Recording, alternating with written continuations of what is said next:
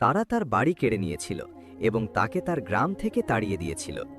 কিভাবে সেই গরিব অনাথ মেয়েটি সবচেয়ে ধনী নারীতে পরিণত হলো এবং ৬ বছর পর সে তাদের সাথে কি করেছিল? আপনাদের সময়গুলো সব ধরনের কল্যাণ ও ভালোবাসায় ভরে উঠুক। বলা হয়ে থাকে যে কোনো এক সময় সেই সকালে গ্রামটি বেশ শান্ত ছিল। মনে হচ্ছিল যেন পৃথিবীর ছোট্ট একটি টুকরো মরুভূমির মাঝে হারিয়ে গেছে।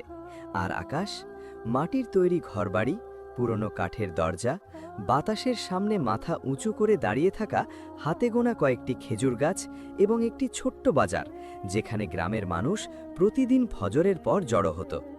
এই দৃশ্যের মাঝে এমন একজন ব্যক্তি ছিল যাকে সবাই চিনত, নোমান, গ্রামের সবচেয়ে ধনী লোক, আর এমন একজন মানুষ যার বিরোধিতা করার সাহস কারও ছিল না। তার নিজস্ব গুদাম, গবাদি পশু এবং কিছু স্থানীয় পাহারাদার বা পুলিশ ছিল যারা টাকার বিনিময়ে তার আদেশ পালন করত। তার একটু ভ্রু কুঁচকানোই পুরো বাজারকে স্তব্ধ করে দেওয়ার জন্য যথেষ্ট ছিল। আর গ্রামের ঠিক অপর প্রান্তে বাস করত হিন্দ, এক অনাথ মেয়ে যে তার বাবা মায়ের কাছ থেকে উত্তরাধিকার সূত্রে পেয়েছিল একটি ছোট্ট কুঁড়েঘর এবং একটি অসাধারণ উর্বর জমি, যার মতো গ্রামে আর কিছুই ছিল না। সেই এক টুকরো জমি একই সাথে ছিল কল্যাণের কারণ এবং নজর ও ঈর্ষার কারণ। হিন্দ একাই সেখানে কাজ করত। সে বীজ বুনত, জল দিত এবং যা উৎপাদন করত তা বাজারে বিক্রি করত। কেউ কেউ নীরবে তার প্রতি করুণা করত, আবার কেউ কেউ তার দিকে ভয়ের দৃষ্টিতে তাকাত, কারণ সবাই জানত যে নোমান বছরের পর বছর ধরে তার জমির প্রতি লোভ করছে। মানুষ গোপনে বলাবলি করত, নোমান যদি কিছু চায় তবে কেউ তাকে আটকাতে পারবে না। কিন্তু হিন্দ তাকে ভয় পেত না। সে তার জমিকে এমনভাবে আঁকড়ে ধরেছিল যেমন শিকড় জলকে আঁকড়ে ধরে। এক সকালে হিন্দের দরজায় এক অপরিচিত লোক এলো। তার পোশাক ছিল পরিপাটি, হাতে একটি ছোট ব্যাগ এবং সে ভদ্রভাবে হাসছিল। সে বলল, আমি শেখ নোমানের একজন প্রেরিত দূত। তিনি তোমার জমিটি কিনতে চান এবং তুমি যে দাম চাইবে তা দিতে তিনি প্রস্তুত। হিন্দ দৃঢ়তার সাথে মাথা তুলে বলল, আমার জমি বিক্রির জন্য নয়। লোকটি অবাক হল, তবে সে সুন্দর করে প্রস্তাবটির পুনরাবৃত্তি করল, যেন সে বিশ্বাসই করতে চাইছিল না যে কেউ প্রত্যাখ্যান করার সাহস করতে পারে। কিন্তু হিন্দ একই উত্তর আবার দিল এবং আরও স্পষ্ট স্বরে বলল, এটি আমার বাবা মায়ের জমি এবং আমি এটি বিক্রি করব না। লোকটি নোমানের কাছে ফিরে গেল এবং তাকে প্রত্যাখ্যানের কথা জানালো। সেই মুহূর্তে নোমানের মুখ কালো হয়ে গেল। সে টেবিলে ঘুষি মেরে এমন এক স্বরে বলল যা তার চারপাশের সবাই শুনতে পেল, যদি জমিটি দাম দিয়ে আমার কাছে না আসে তবে তা অন্য কোনো উপায়ে আমার কাছে আসবে। এটি ছিল একটি স্পষ্ট হুমকি, কিন্তু তাকে থামানোর সাহস কারও ছিল না। সেই রাতে গ্রামটি ছিল একদম নিস্তব্ধ। চাঁদ মেঘে ঢাকা ছিল আর ঘরগুলোর চারপাশ দিয়ে বাতাস ধীর গতিতে বইছিল। নিজের কুঁড়ে ঘরে হিন্দ সাধারণ কিছু খাবার তৈরি করছিল এবং তারপর ঘুমানোর প্রস্তুতি নিচ্ছিল। সে জানত না যে বাইরে অন্ধকারে নোমানের লোকেরা ঘোরাফেরা করছে। তারা ভূতের মতো তার কুঁড়ে ঘরের কাছে এগিয়ে এলো। তারা দেওয়ালের চারপাশে, চালের ওপরে এবং ঘরের দরজার কাছে তেল ঢেলে দিল। তারপর তাদের একজন একটি জ্বলন্ত লাঠি দিয়ে আগুন ধরিয়ে দিল। মুহূর্তের মধ্যেই পুরো জায়গাটা জ্বলে উঠল। আগুনের শিখা দ্রুত উপরে উঠতে লাগল আর কাঠ ভাঙার শব্দ হতে লাগল, যেন ঘরটি চিৎকার করছিল। আগুন খেজুর পাতার তৈরি ছাদের কাছে পৌঁছালো এবং এক ক্ষুধার্ত দানবের মতো ছড়িয়ে পড়ল। ধোঁয়ার গন্ধে হিন্দ জেগে উঠল। সে দরজা খুলতেই এই ভয়াবহ দৃশ্য দেখতে পেল। সে সর্বশক্তি দিয়ে চিৎকার করে উঠল, ওহে গ্রামবাসীরা, আগুন, আগুন! প্রতিবেশীরা তাদের দরজার কাছে বেরিয়ে এলো, কিন্তু তারা তার দিকে এক পাও এগোলো না। তাদের কেউ কেউ নোমানকে ভয় পাচ্ছিল, আর কেউ কেউ যাই ঘটুক না কেন ঝামেলা থেকে দূরে থাকাই শ্রেয় মনে করছিল। হিন্দ চিৎকার করছিল, দয়া করে আমাকে সাহায্য করুন, জল বা অন্য কিছু দিন। কিন্তু এক বয়স্কা নারী দরজার আড়ালে দাঁড়িয়ে নিচু স্বরে বললেন, মারে, নোমানের পথে দাঁড়াস না, তার হাত থেকে তোকে কেউ বাঁচাতে পারবে না। হিন্দ অনুভব করল যে তার হৃদয়ের ভেতরে কিছু একটা ভেঙে চুরমার হয়ে যাচ্ছে। আগুন তাকে যতটা না পুড়িয়েছিল তার চেয়ে বেশি পুড়িয়েছিল ওই কথাগুলো। নোমানের লোকেরা শুধু বাড়ি পুড়িয়েই ক্ষান্ত হয়নি, বরং তারা হিন্দের কাছে এগিয়ে এলো হাত নাড়াতে নাড়াতে, যেন তারা কোনো পথভ্রষ্ট কুকুরকে তাড়িয়ে দিচ্ছে। তাদের একজন বলল, এখনই গ্রাম থেকে বেরিয়ে যা। তার গাল বেয়ে জল পড়ছিল, ধোঁয়ার কারণে নয়, বরং চরম অসহায়ত্ব আর কষ্টের কারণে। সে তার ঘরটির দিকে তাকালো, যা ছিল তার পুরো পৃথিবী। ছাদটি ভেঙে পড়ল এবং জায়গাটি এমন এক আগুনে পরিণত হলো যা সমস্ত স্মৃতি গ্রাস করে নিচ্ছিল। তারপর সে ঘুরে দাঁড়ালো এবং উদ্দেশ্যহীনভাবে হাঁটতে শুরু করলো। কোনো খাবার ছাড়া, জল ছাড়া সে গ্রাম থেকে বেরিয়ে গেল, আর পেছনে ফেলে এলো মানুষের হৃদয়ে খোদাই হতে পারে এমন সবচেয়ে জঘন্য স্মৃতি। বাতাস তার মুখে আঘাত করছিল, আর বালি তার পাতলা পোশাকের সাথে আটকে যাচ্ছিল। রাত ছিল শীতল এবং আকাশ ছিল তারাহীন। সে অবচেতনভাবে হাঁটছিল। প্রতিটি পদক্ষেপ তার কাছে খুব ভারী মনে হচ্ছিল। হ্যালোসিনেশন বা বিভ্রম তাকে গ্রাস করতে লাগল। সে দেখল তার মায়ের হাসি মুখ আর শুনতে পেল তার বাবার কণ্ঠস্বর, যেন তিনি বলছেন, ধৈর্য ধরো হিন্দ, আল্লাহ কিছুই ভোলেন না। কিন্তু তার শরীর এতটা দুর্বল হয়ে পড়েছিল যে আর সহ্য করতে পারছিল না। সে টলে উঠল এবং হাঁটুর উপর ভর করে পড়ে গেল। সে ওঠার চেষ্টা করল, কিন্তু পারল না। সে তার হাত বাড়িয়ে দিল, যেন এমন কিছু খুঁজছিল যা তাকে আঁকড়ে ধরবে। তারপর সে জ্ঞান হারিয়ে বালির উপর লুটিয়ে পড়ল। মরুভূমি ছিল নিস্তব্ধ, কেবল বাতাসের শব্দ এবং বালির শব্দ ছাড়া, যা নিথর পড়ে থাকা হিন্দের শরীরের ওপর দিয়ে বয়ে যাচ্ছিল। রাত্রি ছিল দীর্ঘ এবং শীত ছিল অত্যন্ত কঠোর, যেন তা তার শেষ ধৈর্যের পরীক্ষা নিচ্ছিল। আর যখন নিস্তব্ধতা আরও বেড়ে গেল, তখন দূর থেকে অন্ধকার চিরে একটি ক্ষীণ আলো দৃশ্যমান হল। আলোটি ডানে ও বামে দুলছিল। এটি কোনো তারা ছিল না, বরং মরুভূমির বুক চিরে এগিয়ে চলা একটি বিশাল কাফেলার সামনের দিকে ঝোলানো একটি প্রদীপ ছিল। কাফেলাটির নেতৃত্বে ছিলেন শেখ দাউদ, 50 একজন মানুষ, যার ছোট সাদা দাড়ি এবং মর্যাদাপূর্ণ চেহারা ছিল। কিন্তু তার চোখে ছিল গভীর বিষাদ। কয়েক মাস আগে তিনি তার মেয়েকে হারিয়েছেন, আর তার চলে যাওয়ার পর থেকে দুর্বলতা বা ভেঙে পড়ার কথা মনে করিয়ে দেয় এমন যে কোনো দৃশ্য দেখলেই তার হৃদয় কোমল হয়ে উঠত। শেখ দাউদ রাস্তার একপাশে কিছু একটা দেখতে পেলেন, এমন কিছু যা মরুভূমির পাথরের মতো ছিল না। তিনি তার একজন সঙ্গীকে ইশারা করে বললেন, ওখানে এগিয়ে যাও, মনে হচ্ছে মাটিকে অদ্ভুত কিছু পড়ে আছে। কাফেলা থেমে গেল এবং লোকটি কাছে গেল। তারপর দ্রুত ফিরে এসে ডাক দিল, হে শেখ, এটি একটি মেয়ে। শেখ দাউদ দ্রুত পদক্ষেপে সেদিকে এগিয়ে গেলেন। তিনি তার দিকে ঝুঁকলেন তার মুখ দেখার জন্যে। সে ছিল ফ্যাকাশে, ধুলোয় মাখা এবং রাস্তার প্রভাবে তার পোশাক ছেঁড়া ছিল। কিন্তু যে বিষয়টি তার সবচেয়ে বেশি দৃষ্টি আকর্ষণ করেছিল তা হলো তার গালে শুকিয়ে যাওয়া চোখের জলের দৃশ্য, যেন সে জ্ঞান হারানোর আগ মুহূর্ত পর্যন্ত কাঁদছিল। শেখ বিচলিত কণ্ঠে বললেন, তাড়াতাড়ি তাকে তোলো, ভাগ্য তাকে এখানে অকারণে ফেলে রাখেনি। হিন্দকে একটি বড় তাঁবুর ভেতর রাখা হলো এবং তার পাশে একটি ছোট আগুন জ্বালানো হলো। তার মুখের কাছে জল রাখা হলো এবং কয়েক ফোঁটা জল তার ঠোঁটে পড়ল। তার শরীর সামান্য কেঁপে উঠল। কিছুক্ষণ পর সে ধীরে ধীরে চোখ খুলল, যেন সে অনেক দূরের কোনো জগৎ থেকে ফিরে আসছে। সে প্রথমেই যে জিনিসটি দেখল তা হলো শেখ দাউদের মুখ, তার মর্যাদাপূর্ণ অবয়ব এবং তার চোখগুলো যা কোনো কথা ছাড়াই সান্ত্বনা দিচ্ছিল। হিন্দ ফিসফিস করে বলল, আমি কোথায়? তিনি নম্রভাবে উত্তর দিলেন, তুমি নিরাপদে আছো। আমরা তোমাকে মরুভূমিতে পেয়েছি, আর তুমি প্রায় মারাই যাচ্ছিলে। সে ভয়ে চারপাশে তাকালো, যেন সে আশঙ্কা করছিল যে অন্ধকারের ভেতর থেকে নোমানের লোকেরা বেরিয়ে আসবে। শেখ এটি লক্ষ্য করলেন এবং বললেন, চিন্তা করো না, আমরা বাণিজ্যের পথে যাত্রায় আছি, আর এখানে কেউ তোমাকে চেনে না বা তোমার কোনো ক্ষতি করবে না। সে কিছুক্ষণ চুপ থাকল, তারপর ভাঙা গলায় বলল, আমার বাড়ি পুড়ে গেছে। তিনি তাকে বিস্তারিত কিছু জিজ্ঞাসা করলেন না, কারণ তিনি তার চোখে দেখতে পাচ্ছিলেন যে গল্পটা মোটেও সাধারণ নয়। আর প্রশ্ন করার বদলে তিনি তাকে এক গ্লাস জল দিলেন এবং বললেন, আগে জল পান করো, তারপর তোমার শক্তি ফিরে এলে কথা বলো। এই একটি বাক্যই তার চোখে আবারও জল এনে দেওয়ার জন্য যথেষ্ট ছিল। কিন্তু তিনি দেখে ফেলতে পারেন এই ভয়ে সে দ্রুত তা মুছে ফেলল। পরের দিন সকালে হিন্দ তাঁবুর একপাশে বসল। সে উটগুলোর দিকে এবং মালামাল বহনকারী লোকগুলোর মুখের দিকে তাকিয়ে রইল। এটি তার কাছে একেবারেই নতুন একটি দৃশ্য ছিল। শেখ দাউদ তার কাছে এলেন এবং তার পাশে একটি ছোট পাথরের ওপর বসলেন।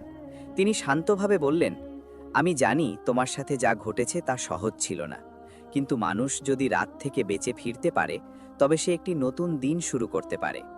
সে চুপ করে রইল এবং তারপর তাকে তার গল্প শোনালো। সে তাকে সবকিছু বলল, জমি, বাড়ি, নোমানের হুমকি, অন্ধকার রাত, সেই আগুন যা জ্বলে উঠেছিল, আর সেই মুহূর্তটি যখন তার চারপাশের সবকিছু ধসে পড়েছিল। শেখ তাকে বাধা দিলেন না এবং তাকে একটি প্রশ্নও করলেন না। তিনি কেবল শুনলেন, আর তার চোখগুলো প্রকৃত বেদনায় ভরে উঠল। যখন তার কথা শেষ হলো, তিনি তাকে বললেন, তোমার সাথে যা ঘটেছে তাই শেষ নয়। আল্লাহ তার কোনো বান্দাকে কোনো কারণ ছাড়া পড়ে যেতে দেন না। হিন্দ লজ্জায় মাথা তুলে বলল, আমি কোথায় যাব? আমার তো আর কিছুই অবশিষ্ট নেই। শেখ দাউদ শান্তভাবে হাসলেন। তুমি চাইলে কাফেলার সাথে যেতে পারো। আমরা তোমাকে আমাদের সাথে একটি জায়গা দেব, খাবার দেব এবং একটি সহজ কাজের বিনিময়ে সামান্য মজুরিও দেব। সে তাকে জিজ্ঞেস করল, কি কাজ? তিনি উত্তর দিলেন, ভ্রমণের সময় লোকজনের জন্য খাবার তৈরি করা। এটি একটি সম্মানজনক কাজ এবং কেউ তোমাকে এমন কোনো কাজে বাধ্য করবে না যা তুমি করতে চাও না। সে তার সরু হাত দুটোর দিকে তাকালো। সে সেই গ্রামের কথা ভাবল যেখান থেকে তাকে তাড়িয়ে দেওয়া হয়েছে। সে দৃঢ় কণ্ঠে বলল, আমি রাজি। এই বাক্যটি ছিল একটি নতুন পথের সূচনা, এমন একটি পথ যা সে জানত না কোথায় গিয়ে পৌঁছাবে। কিন্তু আগুনের রাতের পর এই প্রথমবার তার মনে এই অনুভূতি জাগল যে আল্লাহ এখনও তার জন্যে কোনো না কোনো দরজা খুলে রেখেছেন। হিন্দ খাবার তৈরি করতে সাহায্য করতে লাগল এবং কাফেলার বাসনপত্র পরিষ্কার করতে লাগল।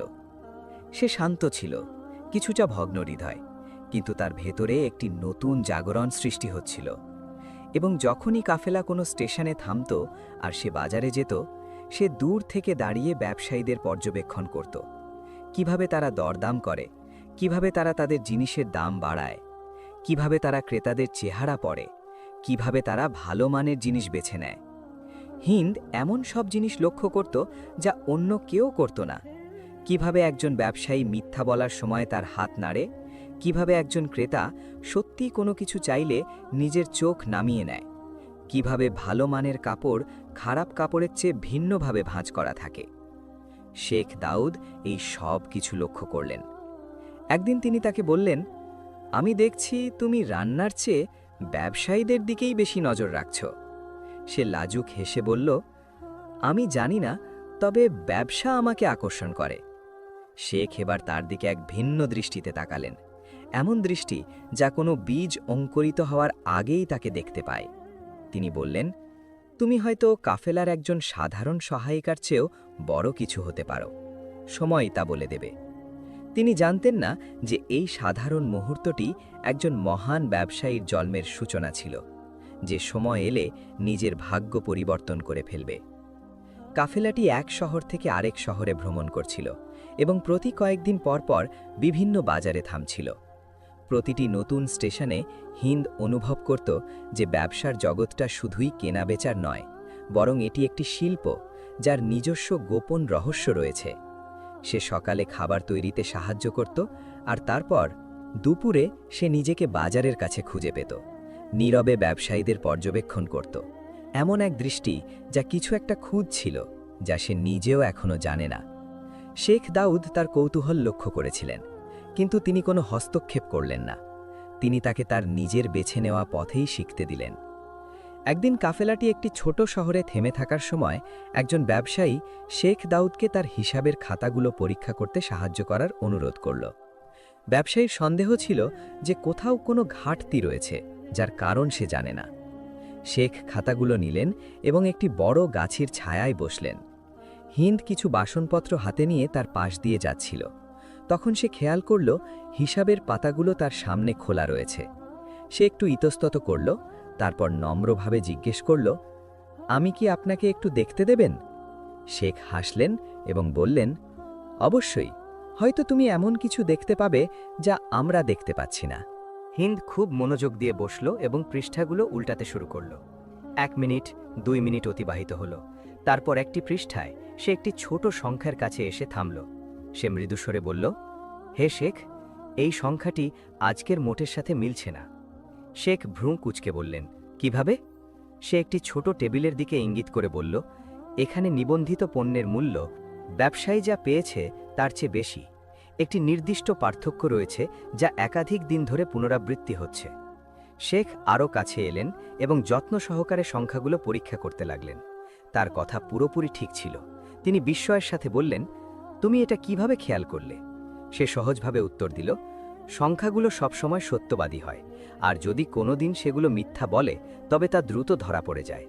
ব্যবসায়ীটি দ্রুত হস্তক্ষেপ করল এবং তদন্ত শুরু হলো। দেখা গেল যে তার একজন কর্মী প্রতিদিন অল্প অল্প করে টাকা চুরি করছিল, এই ভেবে যে কেউ তা খেয়াল করবে না। কয়েক মিনিটের মধ্যেই ব্যাপারটি পরিষ্কার হয়ে গেল। ব্যবসায়ীটি অবাক হয়ে হিন্দের সামনে দাঁড়ালো। আমরা যা পারলাম না তা তুমি কিভাবে দেখতে পেলে?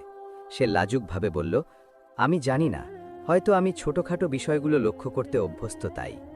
শেখ দাউদ হাসলেন এবং এবার তার দৃষ্টি একেবারেই ভিন্ন ছিল। তিনি তার সামনে এমন এক প্রতিভা দেখলেন যা তিনি আগে কখনো দেখেননি। সেই দিন থেকে শেখ দাউদ আর তাকে কাফেলার সাধারণ কর্মী হিসাবে দেখলেন না, বরং তিনি তাকে নিজের আরও কাছে টেনে নিলেন। প্রতিটি বাণিজ্যিক স্টেশনে এক সকালে তিনি তাকে বললেন, আল্লাহ যদি তোমাকে এই বুদ্ধি দিয়ে থাকেন তবে এটি ব্যবহার না করাটা অবিচার হবে। আর সেই মুহূর্ত থেকেই তার আসল প্রশিক্ষণ শুরু হলো।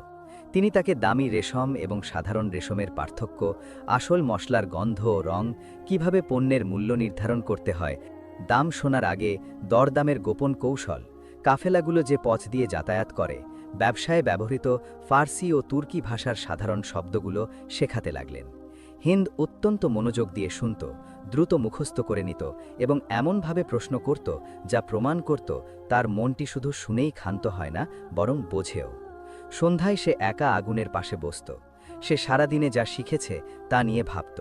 সে অনুভব করত যে তার ভেতরে নতুন কিছু একটা বেড়ে উঠছে, এমন কিছু যা সে গ্রামে থাকতে কখনো অনুভব করেনি, আত্মবিশ্বাস। কয়েক মাসের ভ্রমণ এবং শেখার পর সেই সময় এলো যখন শেখ দাউদ তার দক্ষতার পরীক্ষা নেবেন। সন্ধ্যায় সে একা আগুনের পাশে বসত, ভাবত সারা দিনে সে যা শিখেছে তা নিয়ে। সে অনুভব করত যে তার ভেতরে নতুন কিছু একটা বেড়ে উঠছে, এমন কিছু যা সে গ্রামে থাকতে কখনো অনুভব করেনি, আত্মবিশ্বাস। কয়েক মাসের ভ্রমণ এবং শেখার পর সেই সময় এলো যখন শেখ দাউদ তার দক্ষতার পরীক্ষা নেবেন। এক রৌদ্রোজ্জ্বল সকালে তিনি তাকে বললেন, আজ তুমি বাজারে যাবে। একা? হিন্দ অনুভব করল তার হৃদয় বুকের ভেতর ধড়ফড় করছে। আমি একা? হ্যাঁ, আমাদের কাছে কিছু দুর্লভ রেশমি কাপড় আছে, এগুলো নিয়ে বাজারে যাও এবং যা তোমার কাছে উপযুক্ত মনে হয় তা নিয়ে ফিরে এসো। তিনি তার হাতে কাপড়টি দিলেন। সেটি ছিল চমৎকার নীল রঙের এবং তাতে ছিল একটি স্নিগ্ধ উজ্জ্বলতা। সে কাঁপা কাঁপা হাতে তা গ্রহণ করল। তবে সে তার ঘাবড়ে যাওয়াটা লুকানোর চেষ্টা করল, কারণ সে আগে কখনো কোনো ব্যবসায়ীর সামনে একা দাঁড়ায়নি এবং কখনো কারো সাথে দরদাম করেনি। কিন্তু তার শেখ দাউদের কথা মনে পড়ল। একজন আত্মবিশ্বাসী ব্যবসায়ী কথা বলার আগেই বিক্রি সম্পন্ন করে ফেলে। সে বাজারে প্রবেশ করল। বাজার ছিল জনাকীর্ণ, প্রচুর শব্দ, ধূপ ও মশলার গন্ধ এবং ক্রেতাদের আকর্ষণ করার জন্য বিক্রেতাদের চিৎকার। কিন্তু সে স্থির চিত্তে এগিয়ে গেল। সে একজন বড় কাপড়ের ব্যবসায়ীর দিকে গেল। তিনি তাকে জিজ্ঞেস করলেন, এই মেয়ে, তোমার হাতে ওটা কি? সে কাপড়টি তার সামনে রাখল এবং তিনি এর মান দেখে মুগ্ধ হলেন। তিনি জিজ্ঞেস করলেন, এর দাম কত? সে এক মুহূর্ত দাঁড়িয়ে ভাবল। সে তার প্রশিক্ষণের কথা মনে করল এবং তারপর দৃঢ়তার সাথে বলল, 3 দিনারের কমে আমি বিক্রি করব না। ব্যবসায়ী হেসে উঠলেন, 3? কে তোমাকে হিসেব শিখিয়েছে? সে শান্তভাবে হাসল। আপনি নিজেই জানেন যে এর মূল্য তার চেয়েও বেশি। ব্যবসায়ী কিছুটা বিভ্রান্ত হলেন, কারণ সে তার ধারণা মতো কোনো ভীতু মেয়ে ছিল না।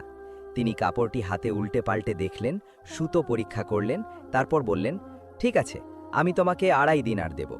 সে মাথা নাড়ল। 3, আর আমি এর থেকে 1 দিরহামও কম নেব না। ব্যবসায়ীটি অনেকক্ষণ তার দিকে তাকিয়ে থাকলেন এবং অবশেষে বললেন, ঠিক আছে, 3ই নাও, তুমি জিতে গেলে। এই মুহূর্তটি হিন্দের জন্য এমন ছিল যেন তার জীবনের প্রথম দরজাটি খুলল। সে হাতে টাকাগুলো নিল এবং অনুভব করল যে সে সোনার চেয়েও মূল্যবান কিছু ধরে আছে, তার নিজের মূল্য।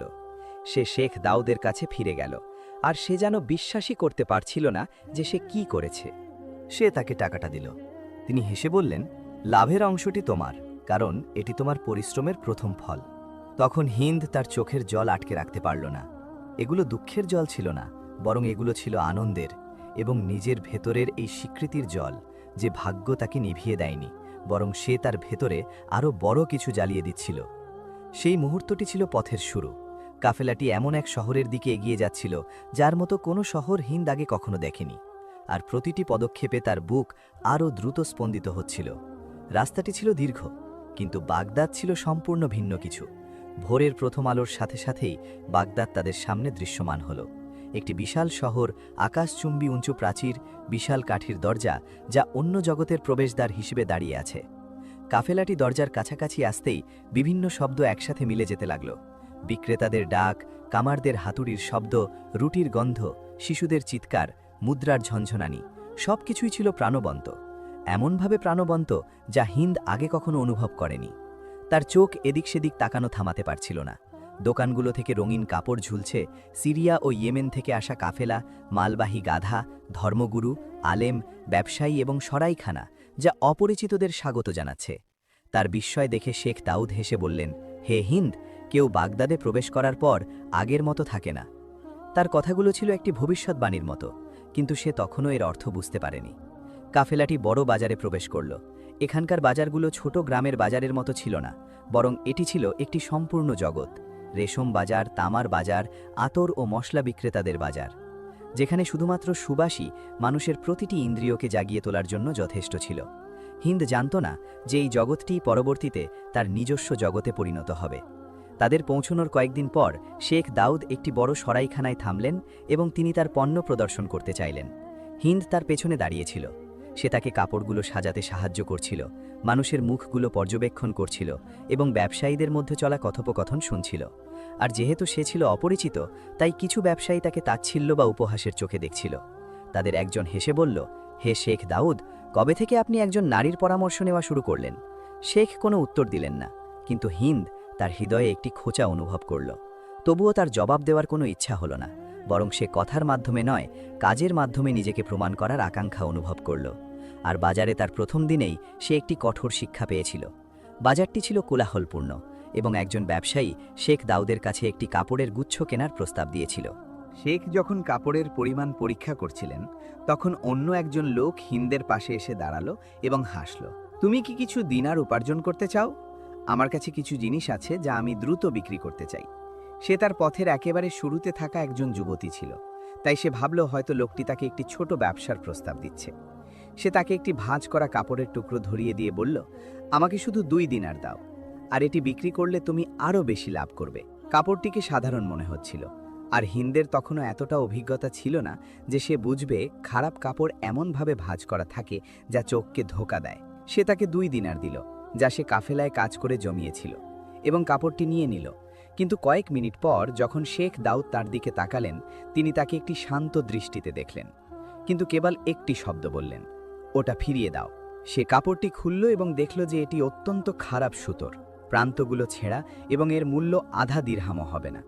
সে দৌড়ে লোকটিকে খুঁজতে গেল, কিন্তু সে ততক্ষণে ভিড়ের মাঝে অদৃশ্য হয়ে গিয়েছিল। সে বাজারের মাঝখানে দাঁড়িয়ে রইল এবং বুকে এক ধরনের ভার অনুভব করল, প্রথম পরাজয়ের ভার। শেখ তার কাছে এলেন এবং বললেন, হে হিন্দ, এই বাজার কাউকে সহজে তার গোপন রহস্য জানায় না। একজন সত্যিকারের ব্যবসায়ী যে প্রথম পাঠটি শেখে তা হলো বিশ্বাস করা উচিত পণ্যের ওপর, কারো হাসির ওপর নয়। সে দৃঢ়তার সাথে মাথা তুলল। এটি শেষবার যখন আমার মস্তিষ্ক প্রতারিত হলো। বাক্যটি ছিল সহজ, কিন্তু এটি নিজের কাছে নিজের একটি প্রতিশ্রুতি ছিল। সপ্তাহ গড়িয়ে গেল এবং হিন্দ প্রতিদিন নতুন কিছু শিখতে লাগল। সে ফজরের আগে জেগে উঠত এবং ভিড় হওয়ার আগেই বাজারে ঘুরে বেড়াত, কাপড় স্পর্শ করত, মশলার গন্ধ শুঁকত এবং ঘণ্টায় ঘণ্টায় দাম পর্যবেক্ষণ করত। আর একদিন সে একটি গুরুত্বপূর্ণ বিষয় আবিষ্কার করল। ব্যবসায়ীরা কেবল দামি পণ্যের প্রতি মনোযোগ দেয় এবং ছোটখাটো পণ্যের প্রতি তারা কোনো আগ্রহ দেখায় না। একবার সে দেখল এক নারী সাধারণ কাপড় বিক্রি করছে, যার দিকে কেউ ফিরেও তাকাচ্ছে না। সে কাছে গেল এবং কাপড়টি পরীক্ষা করল। সে দেখল সেটি বেশ ভালো মানের, তবে তা পরিচিত ছিল না বলেই তা সস্তা ছিল। সে অল্প দামে এর কিছু অংশ কিনে নিল এবং তারপর তা এমন এক নারীর কাছে বিক্রি করল যে তার সন্তানদের জন্য মানানসই কিছু খুঁজছিল, এবং 1 দিরহামের বদলে সেটি 2 দিরহামে বিক্রি করল। লাভটা হয়তো খুব বড় ছিল না, তবে এটি একটি বড় গোপন রহস্যের দিকে তার চোখ খুলে দিল। সুযোগ কখনো রত্ন ভাণ্ডারের রূপে আসে না, বরং তা আসে এমন ছোট ছোট খুঁটিনাটি বিষয়ের রূপে যা অন্য কেউ দেখতে পায় না। সে বারবার এই কাজ করতে লাগল এবং প্রতিবারই নিজের প্রতি তার আত্মবিশ্বাস বাড়তে লাগল। আর মাস গড়ানোর সাথে সাথে ব্যবসায়ীরা তার উপস্থিতি লক্ষ্য করতে শুরু করল। সে আর অপরিচিত মেয়ে ছিল না, বরং সে এমন এক মেয়ে হয়ে উঠেছিল যে জানে কিভাবে পণ্য নির্বাচন করতে হয়। আর একদিন সন্ধ্যায় শেখ দাউদ তার সামনে বসে বললেন, হে হিন্দ, তুমি তোমার পথ চলা শুরু করেছ। তুমি আর সেই মেয়েটি নও যাকে আমরা মরুভূমিতে পেয়েছিলাম। হিন্দ হাসল এবং আলো ঝলমলে বাজারের দিকে তাকালো। পথটি এখনো অনেক দীর্ঘ, কিন্তু আমি আর ভয় পাব না। বাগদাদ ছিল তার কাছে প্রথম শহর যা তার জন্য এক নতুন জীবনের দরজা খুলে দিয়েছিল। কিন্তু সে জানত না যে এই দরজাটি আরও অনেক বড় বড় দরজার দিকে নিয়ে যাবে। এমন সব দরজা যা প্রতিটি শহরে যেখানে কাফেলা যায় সেখানে তার নাম সুপরিচিত করে তুলবে। বছর গড়িয়ে গেল এবং বৃষ্টির পর মরুভূমির রূপ যেমন বদলে যায়, হিন্দের জীবনও ঠিক তেমনই বদলে গেল। এক হারিয়ে যাওয়া মেয়ে থেকে বাগদাদের একজন ছোট ব্যবসায়ী। বাগদাদ এমন একটি শহর ছিল যা সন্ধানকারীদের সুযোগ দিত এবং হিন্দ একটি সুযোগও হাতছাড়া করত না। শুরুতে সে সাধারণ জিনিস বিক্রি করত, তারপর সে কম দামি রেশমের টুকরো কিনতে শুরু করল এবং সেগুলোকে আরও সুন্দর মোড়কে সাজিয়ে বিক্রি করতে লাগল। তারপর সে সিরিয়া, ইয়েমেন এবং ভারত থেকে আগত কাফেলা থেকে জিনিস কিনতে শুরু করল। তার কাছে এমন কিছু ছিল যা অন্য কারো কাছে ছিল না, এমন এক চোখ যা অন্য ব্যবসায়ীরা দেখতে পায় না তা দেখতে পেত। এবং বাগদাদে তার প্রথম বছরের শেষে সে একটি গলিতে একটি ছোট দোকান খোলার মতো যথেষ্ট অর্থ জমিয়ে ফেলল। বাণিজ্যিক গলি। সে কোনো বিলাসবহুল দোকান চায়নি, বরং সে এমন একটি দোকান চেয়েছিল যা তার নিজের মতোই সাধারণ, মার্জিত, পরিষ্কার এবং যা আস্থার ওপর নির্ভরশীল। সে এর নাম দিল বিশ্বস্ততার দোকান। কেবল এই নামটাই ক্রেতাদের আকর্ষণ করত, কারণ মানুষ জানত যে এই মেয়েটি কাউকে ঠকায় না, দামের ব্যাপারে বাড়াবাড়ি করে না এবং কোনো কাঁপা হাতে লেনদেন করে না। সময়ের সাথে সাথে গরিব নারীরা কাজের সন্ধানে তার কাছে আসতে শুরু করল। হিন্দ তাদের গ্রহণ করতে দ্বিধা করল না। সে তাদের সেলাই কাজ, কাপড় ভাঁজ করার পদ্ধতি এবং কিভাবে ক্রেতাদের স্বাগত জানাতে হয় তা শেখালো। আর তার দোকানটি শুধু বিক্রির জায়গায় রইল না, বরং সাধারণ কাপড় দিয়ে সুন্দর সুন্দর জিনিস তৈরি করতে লাগল, যা বাগদাদের নারীদের দৃষ্টি আকর্ষণ করল। তার দোকানের সুনাম চারপাশের মহল্লাগুলোতে ছড়িয়ে পড়ল। তার ব্যবসা সম্প্রসারিত হওয়ার সাথে সাথে বড় বড় ব্যবসায়ীরা তার পাশ দিয়ে যাওয়ার সময় তাকে সম্মান দেখিয়ে লেনদেন করত এবং মাঝে মাঝে তার মতামত চাইত। সে আর বাজারে অপরিচিত কেউ রইল না, বরং বাজারের একটি সুপরিচিত নাম হয়ে উঠল। আর একদিন ভারত থেকে আগত একটি কাফেলা বাগদাদে প্রবেশ করল, আর এটি নতুন ধরনের রেশম ও মশলায় ভরপুর ছিল। সমুদ্রপথ থেকে আসা দুজন ব্যবসায়ী তার কাছে এলো এবং এমন একটি দোকানের খোঁজ করল যা লেনদেনের ক্ষেত্রে নিরাপত্তা ও নির্ভুলতা নিশ্চিত করে। তখন একজন ছোট ব্যবসায়ী তাদের হিন্দের দোকানের পথ দেখিয়ে দিল। তারা তার দোকানে বসল এবং তাদের মধ্যে দীর্ঘক্ষণ আলোচনা চলল। তারা এমন একজন ব্যবসায়ী খুঁজছিল যে তাদের সাথে একটি স্থায়ী চুক্তি করবে। সে একটি নির্দিষ্ট পরিমাণ অর্থ দেবে, যার বিনিময়ে প্রতি মৌসুমে তাকে পণ্যের একটি নির্দিষ্ট অংশ বরাদ্দ করা হবে। চুক্তিটি বেশ বড় ছিল, তবে এটি হিন্দের জন্য একদম উপযুক্ত ছিল। তাদের একজন বলল, আমরা শুনেছি তুমি বিশ্বাস ভঙ্গ করো না, আর এই ব্যবসায় শুধু আস্থারই প্রয়োজন। হিন্দ রাজি হল, তবে স্পষ্ট কিছু শর্তে। তাদেরকে অবশ্যই পণ্যের মান নিশ্চিত করতে হবে, তাকে নিজের মতো করে বিক্রি করার অনুমতি দিতে হবে এবং অংশীদারিত্ব হতে হবে ন্যায্য। চুক্তি সম্পন্ন হল। সেই দিন থেকে তার দোকানটি আর কেবল একটি ছোট দোকান রইল না, বরং এটি ভারত থেকে আসা রেশম বিতরণের একটি গুরুত্বপূর্ণ কেন্দ্রে পরিণত হল। শেখ দাউদ একটি দীর্ঘ ভ্রমণ শেষে ফিরে এলেন, তবে তিনি যেভাবে গিয়েছিলেন সেভাবে ফিরলেন না। তার চেহারা ফ্যাকাশে ছিল, তার শ্বাসকষ্ট হচ্ছিল এবং কণ্ঠস্বর দুর্বল হয়ে পড়েছিল। সে পৌঁছানোর সাথে সাথেই তার কাছে ছুটে গেল এবং তার বিছানার পাশে বসল। তিনি মৃদু কণ্ঠে তাকে বললেন, হে হিন্দ, তুমি আমার সেই মেয়ে যাকে আমার স্ত্রী জন্ম দেয়নি। আমি তোমার কাছ থেকে যা কিছু শিখেছি তা চিরকাল আমার হৃদয়ে গাঁথা থাকবে। সে নিজের কাঁপা কাঁপা হাতে তার হাত ধরল। এমন কথা বলবেন না, আপনি সেরে উঠবেন এবং আমরা আগের মতোই একসাথে ভ্রমণ করব। তিনি ক্লান্তি নিয়ে মাথা নাড়লেন। যাত্রার শেষ ঘনিয়ে এসেছে মা আমার, তবে আমি নিশ্চিন্ত, কারণ তুমি আমার পরে সবকিছু চালিয়ে নেবার মতো যথেষ্ট শক্তিশালী। আর সেই রাতে শেখ দাউদ পৃথিবী ছেড়ে চলে গেলেন। তিনি পেছনে ফেলে গেলেন শোকে ভেঙে পড়া একটি ছোট্ট হৃদয় এবং একটি বড় উইল বা ওসিয়ত। সেই দিনটি ছিল তার জীবনের অন্যতম কঠিন দিন।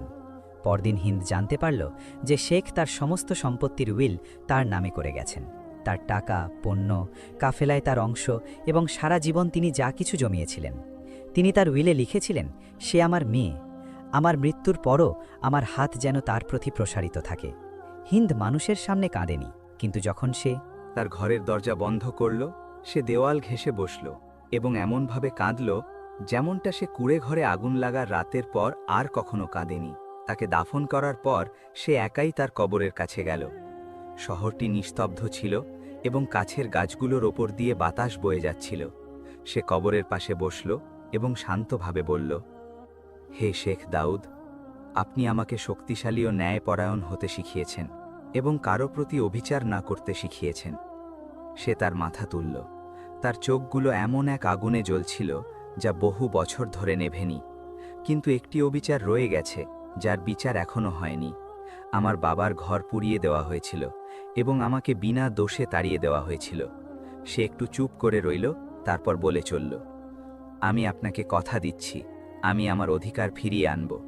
রাগের বশবর্তী হয়ে প্রতিশোধ নিতে নয়, বরং ন্যায় বিচারের জন্য। সেই মুহূর্তটি ছিল এক নতুন যুগের সূচনা। এমন এক যুগ যেখানে হিন্দ একজন সফল ব্যবসায়ী থেকে এমন এক নারীতে পরিণত হবে যে তার কাছ থেকে কেড়ে নেওয়া সবকিছু ফিরে পাওয়ার পরিকল্পনা করছে। আর পুরনো গ্রামের মানুষ যা জানত না তা হলো বছরের পর বছর ধরে যে ঝড় তাদের কাছে ফিরে আসবে তা কোনো দুর্বল মেয়ের কান্না হবে না, বরং তা হবে এমন এক নারীর পদচ্ছনি যে ব্যবসার সম্রাজ্ঞী হয়ে উঠেছে, এক জ্ঞানী ব্যক্তির সম্পদের উত্তরাধিকারিণী এবং যার ক্ষমতাকে কোনোভাবেই হালকা করে দেখার সুযোগ নেই। শেখ দাউদের বিদায়ের পর হিন্দ অনেক দিন বসে বসে তিনি যা কিছু রেখে গেছেন তা গুছিয়ে নিল।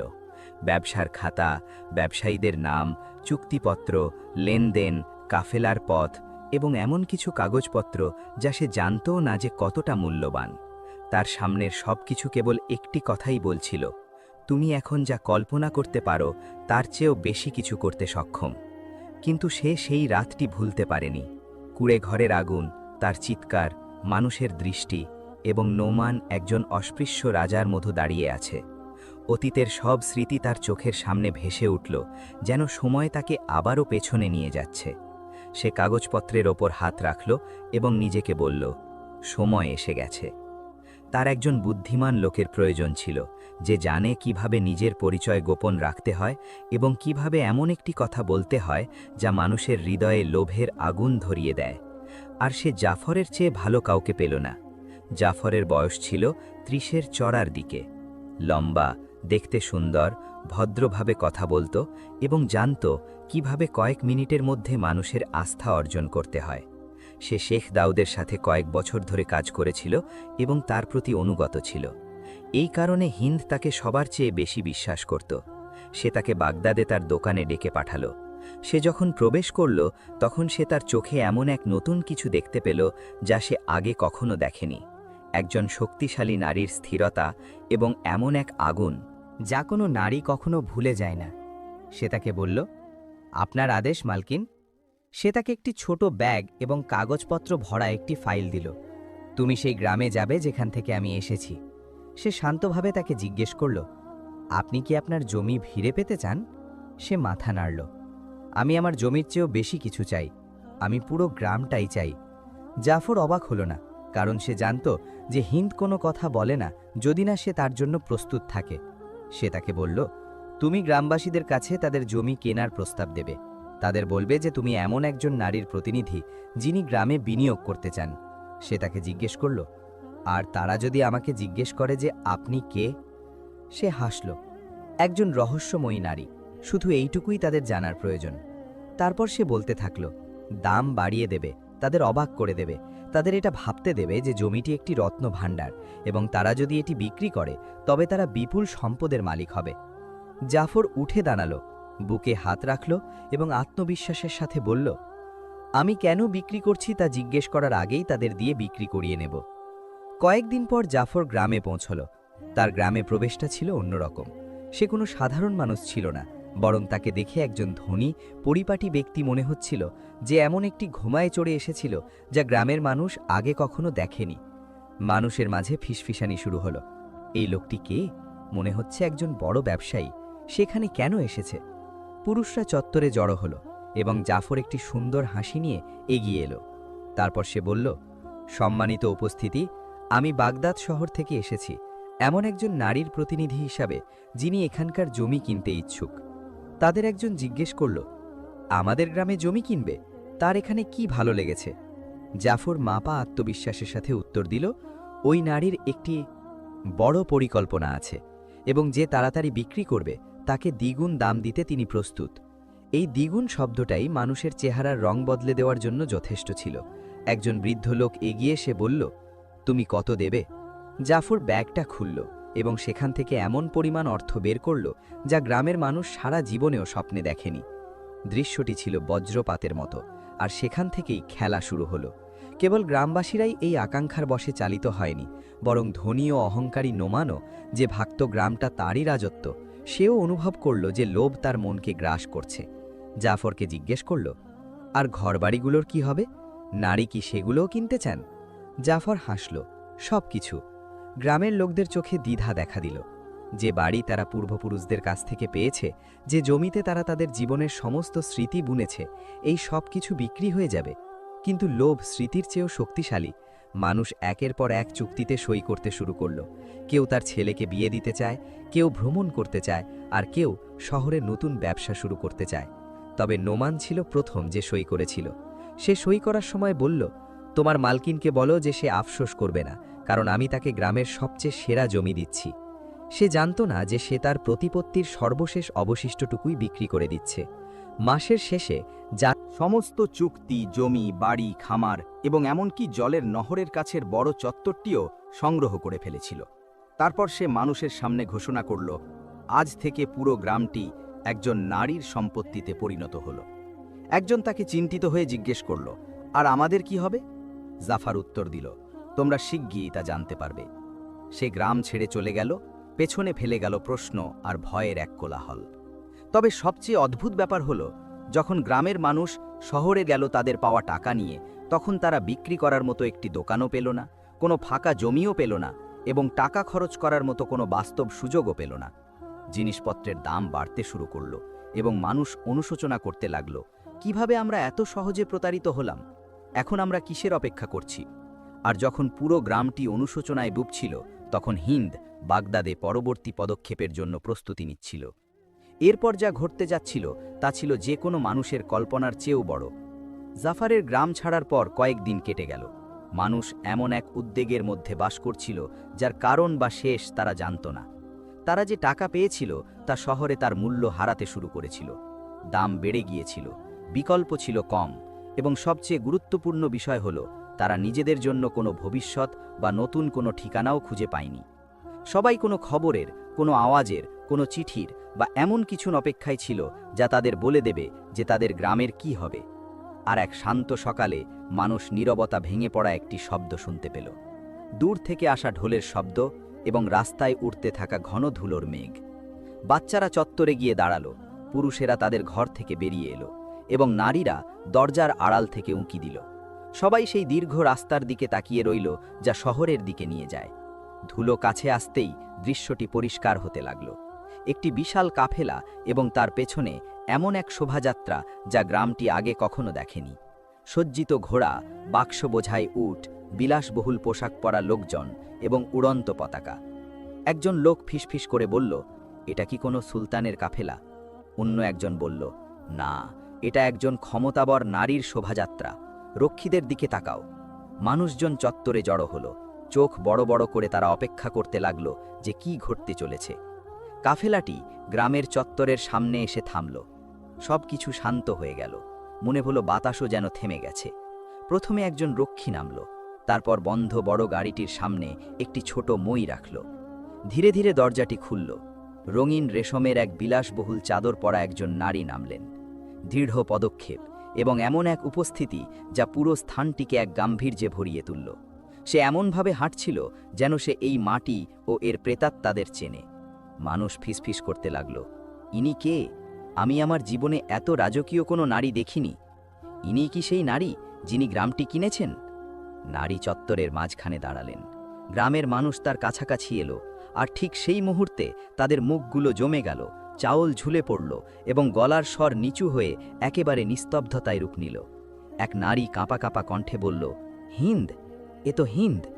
হ্যাঁ, এটি হিন্দি ছিল, কিন্তু সে তাদের পরিচিত সেই দুর্বল মেয়েদি ছিল না, বরং একজন শক্তিশালী, ধনী এবং আত্মবিশ্বাসী নারী, যাকে এমন এক আভা ঘিরে রেখেছিল যা তারা আগে কখনো দেখেনি। তার চেহারায় কোনো প্রকাশ্য রাগ বা প্রতিশোধের ছাপ ছিল না। সে ছিল শান্ত, যেন সময় তাকে সেই নীরবতা শিখিয়েছিল যা কথার চেয়েও বেশি কিছু ভেঙে চুরমার করে দেয়। মানুষের ভিড়ের ভেতর থেকে নোমান বেরিয়ে এলো। তার মুখ ফ্যাকাশে এবং তার চোখ দ্বিধাগ্রস্ত ছিল। সে বুঝতে পারছিল না কোথায় পা ফেলবে বা কিভাবে দাঁড়াবে। সে এক পা এগিয়ে আবার থেমে গেল। দৃশ্যটি তার অহংকারের চেয়েও বড় এবং তার অহংকারী হৃদয়ের চেয়েও ভারী ছিল। সে দুর্বল কণ্ঠে বলল, যেমনটা মানুষ তার কাছ থেকে আগে কখনো শোনেনি, তুমি হিন্দ? সে তার দিকে এক দীর্ঘ দৃষ্টিতে তাকালো। এটি কোনো ক্ষোভের দৃষ্টি ছিল না, বরং ওজন মাপার দৃষ্টি ছিল। যেন সে তার সামনের লোকটির মাপ নিচ্ছিল এবং তাকে তার আগের রূপের চেয়ে অনেক ক্ষুদ্র দেখতে পাচ্ছিল।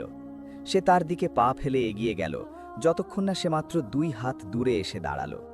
সে স্থির ও শান্ত কণ্ঠে বলল, এমন এক কণ্ঠ যা বাতাস চিরে দিল, আগুনের রাতের কথা মনে আছে নোমান? সে এক পা পিছিয়ে গেল, কিন্তু সে বলতে থাকল, সেই রাতে তুমি ভেবেছিলে তুমি আমার জীবন নিভিয়ে দিয়েছ। এক মুহূর্ত নীরবতা বিরাজ করল। তারপর সে আরও জোরালো কণ্ঠে বলল, কিন্তু আল্লাহ আমাকে এমন এক পথ দেওয়ার ইচ্ছা করেছিলেন যা আমি স্বপ্নেও ভাবিনি। নোমান দীর্ঘ বছর পর এই প্রথম মাথা নত করল। সে এমন একজন মানুষের সামনে দাঁড়িয়েছিল যাকে সে কোনোভাবেই ছাড়িয়ে যেতে পারবে না। সে কাঁপা কণ্ঠে বলল, আমি ভুল করেছিলাম। সে তার দিকে তাকিয়ে বলল, ভুল? তুমি ভুল করনি নোমান, তুমি জুলুম করেছিলে, আর জুলুম কখনো ভোলা যায় না। তার কথাগুলো কোনো চিৎকার ছিল না, বরং ছিল শান্ত, একটি ভারী ছুরির মতো যা নিঃশব্দে কেটে থালে। হিন্দ মানুষের দিকে ঘুরল। তারা সবাই, পুরুষ ও নারী, তার আদেশের অপেক্ষায় দাঁড়িয়েছিল। সে এমন এক কণ্ঠে বলল যা সবাই শুনতে পেল, এই গ্রামটি এখন সম্পূর্ণভাবে আমার মালিকানায়। তোমাদের বাড়ি, তোমাদের জমি, জল, সব কিছু। মানুষের মাঝে গুঞ্জন ছড়িয়ে পড়ল। সে বলে চলল, আমি কাউকে সুযোগ না দিয়ে তাড়িয়ে দেব না। তোমাদের সামনে এখন 2টি পথ খোলা। সে গুনে গুনে 2 আঙুল তুলল।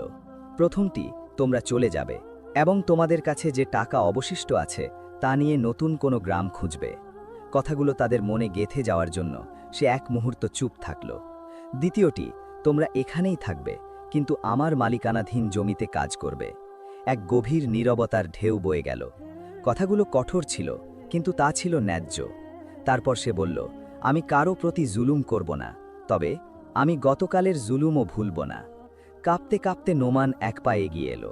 সে আর সেই লোক রইল না যে পুরো গ্রামকে হুমকি দিত। সে হয়ে গেল ভঙ্গুর, দুর্বল এবং চূর্ণ বিচূর্ণ। সে এত নিচু স্বরে বলল যা প্রায় শোনাই যাচ্ছিল না, দয়া করো হিন্দ, আমাকে ক্ষমা করে দাও, আমি অজ্ঞ এবং অহংকারী ছিলাম। সে তার সামনে মাথা নত করল, হাঁটু গেলে বসল এবং কাঁদতে লাগল। কেউ তার কাছে এলো না, কেউ তাকে সাহায্য করল না। এমনকি তার নিজের লোকেরাও তার কাছ থেকে দূরে সরে গেল, যেন তারা নিজেদের লুকিয়ে রাখতে চাইছিল। সেই মুহূর্তটি ছিল তার জীবনের সবচেয়ে বড় পতন। আর হিন্দ মাথা তুলে আকাশের দিকে তাকালো, যেন সে সেই প্রভুকে ধন্যবাদ জানাচ্ছিলেন যিনি তাকে কোনো অস্ত্র না তুলেই বিজয় দান করেছিলেন। পরের সকালটি গ্রামে অন্যভাবে উদিত হল। বাতাস ছিল আরও হালকা, আর সূর্য ছিল আরও উষ্ণ। আর গ্রামের মানুষের ওপর দিয়ে যে রাতটি পেরিয়ে গিয়েছিল তা কেবল অন্ধকার ছিল না, বরং ছিল একটি শিক্ষা। বড় চত্বরটিতে মানুষ আবারও জড়ো হলো, ছোট বড় সবাই। হিন্দ যে সিদ্ধান্ত জানাবে সবাই তার জন্য অপেক্ষা করছিল। চোখগুলোতে ছিল উদ্বেগ এবং চেহারায় ছিল অনুশোচনা। এমনকি নোমান, যে একসময় পুরো গ্রামের ভয়ের কারণ ছিল, সেও ফ্যাকাশে মুখে এসে উপস্থিত হলো। ক্ষমা বা বেঁচে থাকার যে কোনো একটি সুযোগ সে খুঁজছিল। হিন্দ একটি ছোট কাঠের মঞ্চে দাঁড়ালো, তার পেছনে তার পতাকা এবং তার চারদিকে তার রক্ষীরা। তাকে শক্তিশালী মনে হচ্ছিল, কিন্তু সে নির্দয় ছিল না। তার চোখে এমন এক আলো ছিল যা প্রতিশোধের আগুনের মতো নয়, বরং ন্যায় বিচারের আলোর মতো। সে হাত তুলল এবং সবাই চুপ হয়ে গেল। সে শান্ত কণ্ঠে বলল, যা সবাই শুনতে পেল, হে গ্রামবাসী, গতকাল যা ঘটেছে তা ছিল অতীতের একটি অংশ, তবে এটি শেষ নয়। সে একটু চুপ থাকলো, তারপর বলে চলল, আমি প্রতিশোধ নিতে আসিনি, বরং আমি সেই ন্যায় বিচার প্রতিষ্ঠা করতে এসেছি যা বহু বছর ধরে বিলম্বিত হয়েছে। মানুষ একে অপরের দিকে তাকালো। হিন্দ বলতে লাগলো, আমি গ্রামকে নতুনভাবে প্রাণবন্ত করে তুলব। আমি তোমাদের বাচ্চাদের জন্য একটি স্কুল তৈরি করব এবং তোমাদের ছেলেমেয়েদের জন্য কাজের সুযোগ সৃষ্টি করব। আর আমি সেই জমিকে, যা অনেকে অবহেলা করেছিল, সবার উপার্জনের উৎসে পরিণত করব। অবিশ্বাসের গুঞ্জন উঠতে লাগল। সে বলে চলল, তবে যেই এখানে থাকবে তাকে সততার সাথে কাজ করতে হবে। আমি আর কোনো নতুন অবিচার মেনে নেব না। সেই গ্রামে, যা আগে আমার প্রতি অবিচার করেছিল, তার কথাগুলো ছিল দীর্ঘ খরার পর নেমে আসা বৃষ্টির মতো। তারপর সে বলল, আর তোমরা যে টাকা গ্রহণ করেছ তা অতীতের অংশ হয়ে গেছে। তোমরা তা রেখে দিতে পারো, কিন্তু এখানকার কাজই তোমাদের ভবিষ্যৎ গড়ে তুলবে। মানুষ স্বস্তি এবং লজ্জা দুটোই একসাথে অনুভব করল। তারপর সে তার দুজন সাহায্যকারীর দিকে ইঙ্গিত করে বলল, আজ থেকেই নতুন কুয়া তৈরির কাজ শুরু হবে, আর আমরা কৃষি জমির পরিমাণ বাড়াবো এবং আমরা গ্রামের ছেলেমেয়েদের এমন সব পেশা শেখাবো যা তাদের জীবিকা নিশ্চিত করবে। তার কথা শেষ করার পর হিন্দ গলিগুলোর মাঝে ঘুরতে বের হলো। সে সেই স্থানটিকে গভীরভাবে দেখছিল, যেখানে সে জন্মেছিল, বড় হয়েছিল এবং যেখানে তার স্মৃতিগুলো পুড়িয়ে দেওয়া হয়েছিল। সে তার পুরনো বাড়ির পাশ দিয়ে গেল। মাটির নিচে চাপা পড়া পুরনো ছাইয়ের চিহ্ন ছাড়া আর কিছুই সেখানে অবশিষ্ট ছিল না। কিন্তু সে যেমনটা ভেবেছিল ততটা দুঃখ সে অনুভব করল না, বরং সে অনুভব করল যে আল্লাহ তাকে কাঁদানোর জন্য নয়, বরং গড়ার জন্য ফিরিয়ে এনেছেন। সে সবুজ জমির টুকরোটির কাছে গেল, যা সে তার বাবা মায়ের কাছ থেকে পেয়েছিল। সে হাত দিয়ে মাটি স্পর্শ করল এবং সেই একই পুরনো গন্ধ অনুভব করল, জল আর প্রশান্তির গন্ধ।